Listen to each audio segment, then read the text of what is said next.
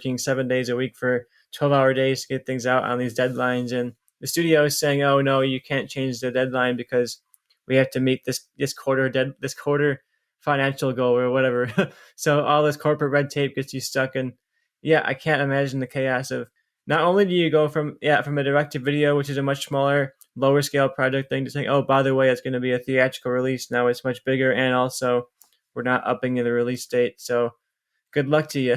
And yeah, I work as an editor myself, so I know some of the long hours that I can deal with, and not even close to the level of a production to the scale. So you like to think that stuff like this is slowly but surely not happening anymore. But I can speak from experience that looming deadlines can really screw with you, whether it's physically or mentally. Like they had the person leaving the kid in the car. I can totally understand why you would do that. These hours can kill you, man.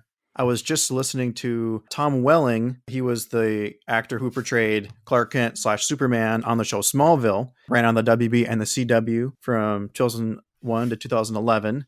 He was on Michael Rosenbaum's podcast, Inside of You, and that was one of the things that they have kind of talked about. He had worked like 17, 18-hour days and would go home and sleep for a few hours and then come back and do it all over again.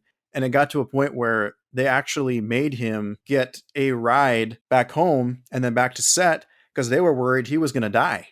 Wow. Like it's just some of the crazy things, especially television is a little bit of a different beast. But it's kind of the same kind of thing here where, you have people working around the clock, never mind the fact that they also have lives, they have families, anything else in life. But like, they're just working around the clock for days, weeks, months, just to meet this deadline to get this movie out on time. I can only imagine, the feeling once they were done.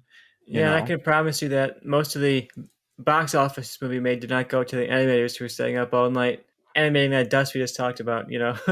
A lot of that box office I don't think went to them. So shame for that too.